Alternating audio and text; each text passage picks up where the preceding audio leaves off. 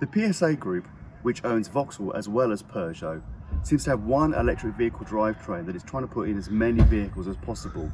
We first saw it in the Corsa E, which we reviewed a few weeks ago, and it's in the e-Traveller van, which is a much bigger vehicle, and we also saw it in the DS3, which we drove at the SMMT Drive Zero event. Here we have the same drivetrain in the Peugeot e-2008, which is a similarly sized crossover. Let's find out how it fares. French cars have designs that divide opinion, but this is a stylish vehicle. The blue of our press car is a bit in your face, but the lattice grille at the front is classy with a serious angry lion image about it. Being a crossover, the e-2008 has some of the looks of an SUV, without completely being one, although Peugeot does call it this. The plastic around the wheel arches lends a rugged quality, though this is definitely a city car, not an off-roader.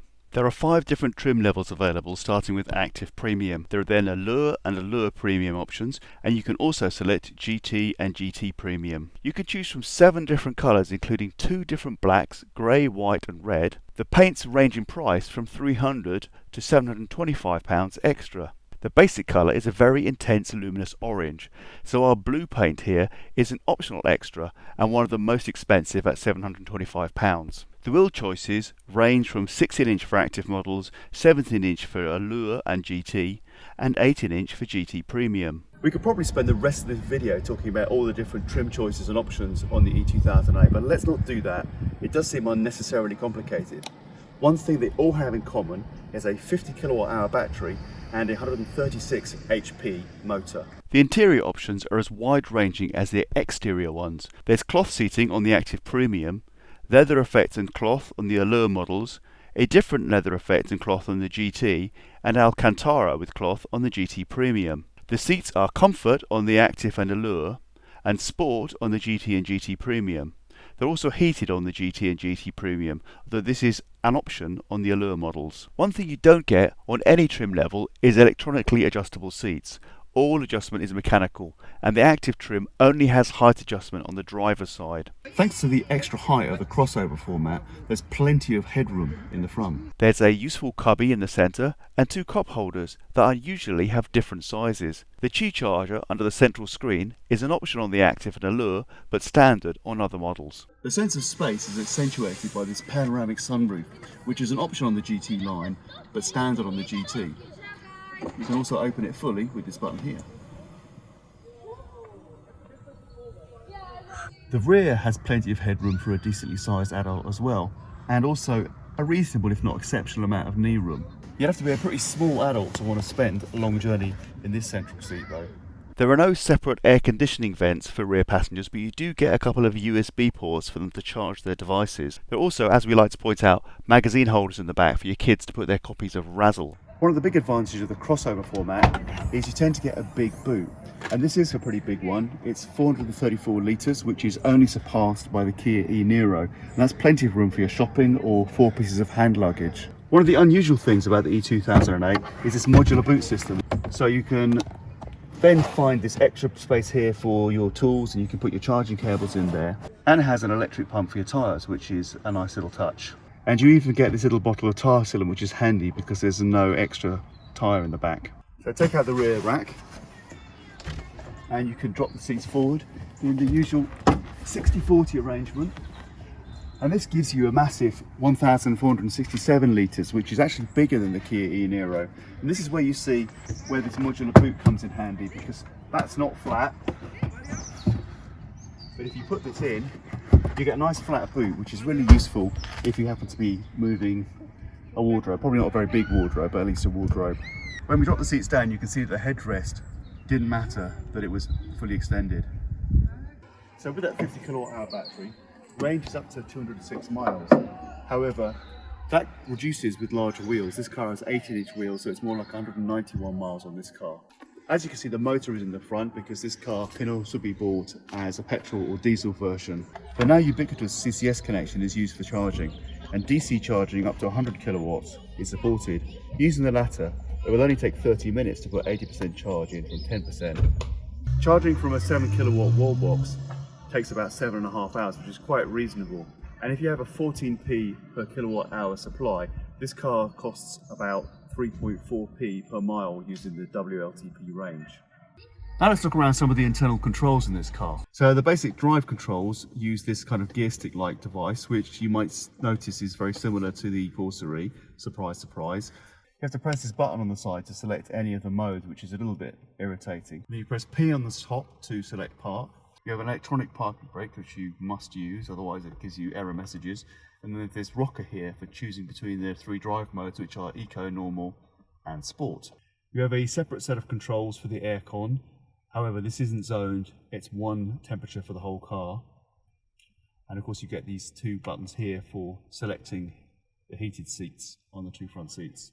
The dashboard display behind the steering wheel has an odd holographic look to it, which is funky but a tad unnecessary. But it shows off the important details like range and speed well, with sat-nav instructions appearing when you're navigating. It's also useful that you get an indication of how much battery is left, as well as the range remaining at the same time.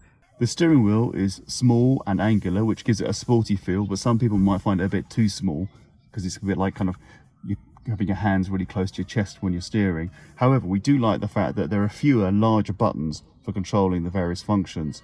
You get separate stalks for the lights and for the windscreen wipers, and then there's this one down here which controls the cruise control. And as you can see from this button on the top, this is the adaptive version, which is an optional extra in this car.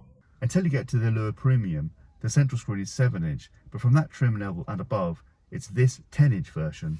This is another area where the trim levels are unnecessarily complicated. The sat-nav with TomTom Traffic is included on the premium models, GTR and GT, but not others. The sat-nav system has clear 3D maps.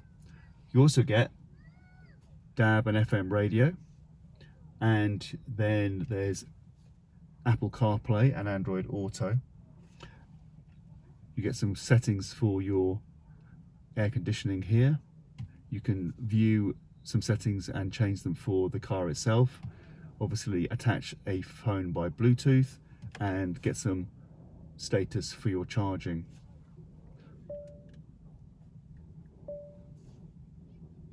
It's also worth noting that you can defer charging, which is useful if you have a plan for your power that has different costs for different times of day.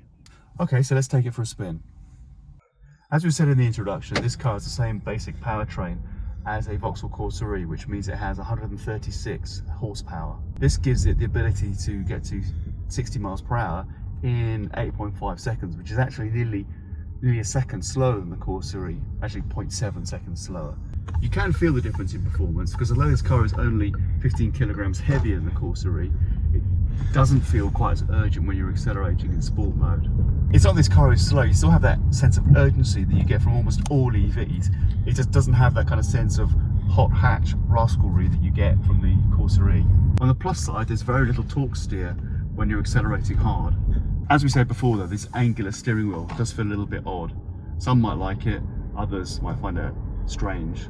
The steering is neither heavy nor light, but that's probably a good thing because it inspires confidence for a hassle-free journey. This isn't a particularly agile car, so you'll probably want to adopt a smoother driving style rather than nimbly weaving. However, you'll probably have your family in the car most of the time anyway, so you're not going to be wanting to nip between traffic. So at motorway speeds, this car feels pretty comfortable, and you'll be able to drive it for a reasonable amount of time. The top speed is only 93 miles per hour, but that means that 70 miles per hour isn't really pushing it, so it's not beyond its capabilities. So let's come back to the range. Like the Corsa E, we found the remaining miles reading on this car rather erratic. To give you an example of what we mean by erratic, this car, when it's fully charged, seems to read 142 miles, and when we took a trip from Coventry to North London, which was 90 miles, it actually only lost 74 miles, and that's motorway driving as well. If the interior and exterior choices are a confusing range of options, the safety features are pretty much all the same and standard. This includes lane keep assist, speed limit recognition and recommendation, and some form of active brake assist. The Allure and above also have cycle and pedestrian detection as well. Driver attention warning is standard, but blind spot warnings are an option only in the GT line. All cars have some form of cruise control, but the adaptive version is an option on the Allure and above, but standard on the GT. With such a bewildering range of options, there's also a bewildering range of pricing as well. Although we think this car looks more exciting than the Kia e-Niro, in other respects it's not such good value. The 3 and 4 trim levels of the Kia e-Niro give you more performance, more range and more tech than the corresponding 2008 models. The standard warranty is 3 years and 60,000 miles, which again is behind the Kia and Hyundai. But at least the battery has a typical 8-year, 100,000 mile warranty for 70% capacity. The service interval is 2 years and 16,000 miles, costing around £200. So around town, this is a solid, smooth drive, but it's nothing exciting. It's more kind of just gets the job done rather than kind of fills you with a sense of passion. Where it does win, however, is in practicality. There's loads of luggage space and loads of space for passengers in the front and rear of the car. The Peugeot e-2008 looks good on the outside and feels well constructed on the inside. It's got plenty of space for passengers and cargo. However, neither the performance, driving experience or range are much to write home about. So while the e-2008 is decent value and has a real sense of quality about it, it's not top of the pile when it comes to crossover SUVs, although it does have its charms.